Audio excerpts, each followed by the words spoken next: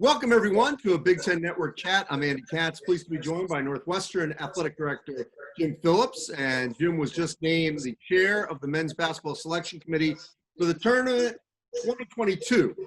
That tournament is in New Orleans. This upcoming tournament is scheduled to be in Indianapolis. And all indications are, and we all hope, Jim, that by the time we get to your tournament, we should be back to hopefully some sort of normalcy. You're still going to be on the committee. You've been on the committee. So first, I want to deal with a couple things here. Number one, the responsibility and the honor of being named the chair for the 2022 tournament. What does it mean to you?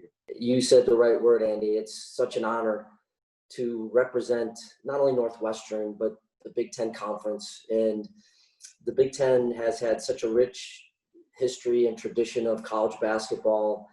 And to be able to serve and support and promote the great game that's meant so much to our conference in the Big Ten, but nationally, it's the pinnacle, I think, of all championships. I'm not sure that there's a greater sporting event known to mankind.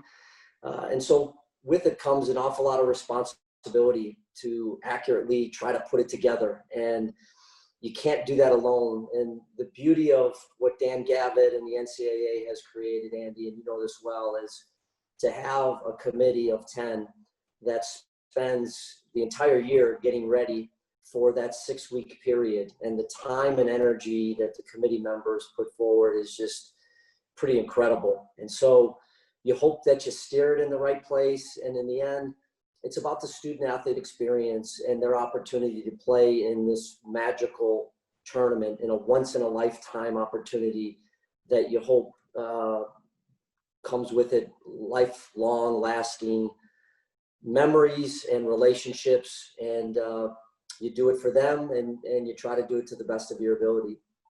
Jim, I was thinking back to your days at Arizona State, way back.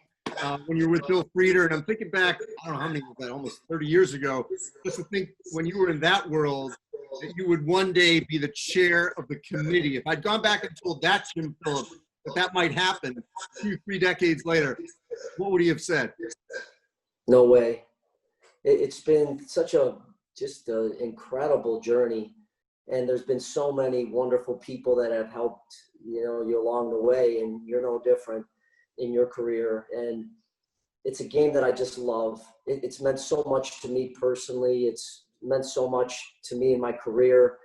And I just feel such a commitment level, like the rest of the committee does, to do everything we can to cherish it, to support it, and to make sure that it's in good hands. And whenever that ride ends, you want to make sure that it's better than when you took over. And again, I'm just overwhelmed with joy and excitement, enthusiasm, but it's so humbling to think about it and what it means to not only college basketball, to college athletics, because so many of our programs depend on the NCAA tournament, and so many of our opportunities for broad-based programs on our campuses. The residual of the NCAA men's basketball tournament is far and wide. If you can, I know we've talked about this a little since then, but the moment when you knew that this had to be canceled, because you were on that committee, you guys were about to put together a bracket last March. When you think about your athletic administrative career, where would you put that 24-hour period where you had to contribute to a decision like that ended up being the right one, but so monumental at the time? It feels like yesterday, Andy.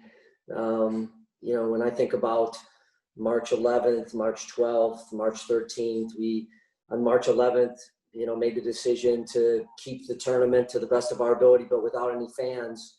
And then, learned more from the infectious disease and the CDC and the medical experts. And on that Thursday, March 12th, we did the only right thing imaginable, and that is for the health and safety of our student athletes and all those involved in the NCAA tournament, that we had to cancel. And then on Friday, March the 13th, there was a cancellation of the spring sport. So it's something that really will always stick in my mind. It's a little like September 11th. And, I was at the University of Notre Dame at the time and just remember what that felt like. And the things the dominoes that happened after that event. So, it's one of those athletic administrators, career kind of decisions that only comes around maybe once or twice in a lifetime. And you try to just lead with health and safety. You try to lead with the interest of everybody involved. And it didn't take us very long to understand we made the right decision. As hard and as difficult, it was painful, because I think about all of the student athletes that it was their last opportunity to play or their first chance to ever play in an NCAA tournament, that will never get that opportunity again. It pulls on your heart in a very strong and real way, but it was the right decision and something we're going to learn from, and there's better days ahead for sure. Jim, you just came off the selection committee meeting, the summer meeting. I know everything's changing hourly, daily, but at this time, and basketball is behind football, obviously, in the calendar, but how confident are you in some form or fashion we will have an NCAA tournament in 2021 at Lucas Oil Stadium in Indianapolis? Well, I think it's ideal that it's in Indianapolis. It's the place we've had the most Final Fours. They're familiar, but it'll be driven in a safe and responsible manner. I think we'll know more about COVID-19, where we stand.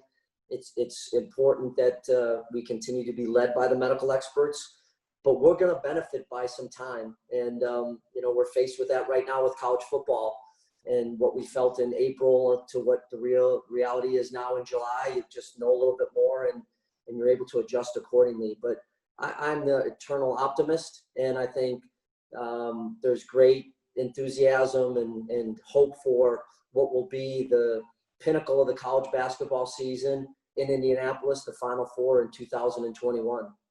And before I let you go, as it pertains to the Big Ten, there was a good shot the Big Ten was going to get 10 teams in the tournament in 20.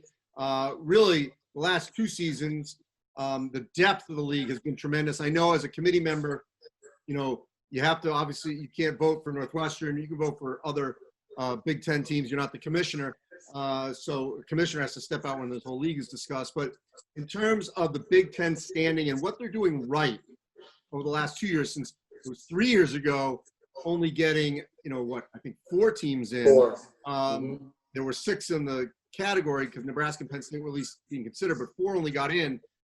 What transpired, you think, from that point to the last 2 seasons? Even though there wasn't a tournament, it looked like it could be 10, to even going forward to next year where it looks like that depth is going to be there again. I really give a lot of credit to our coaches, because I think they spent an incredible amount of time looking at scheduling and the non-conference and trying to really challenge themselves.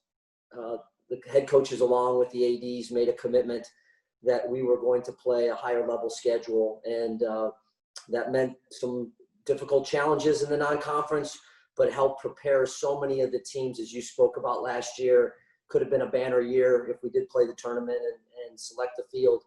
And so I think it's really in a good place. Big Ten basketball is alive and well. It's healthy. And again, it's led by 14 tremendous coaches and leaders, along with support from the ADs. So we'll look forward to this 2020-2021 basketball season. And we're hopeful that it starts on time in November and again ends where we all want it to do, where we all want it to end in Indianapolis in early April. Appreciate it, Jim. Thanks. Thanks, Andy.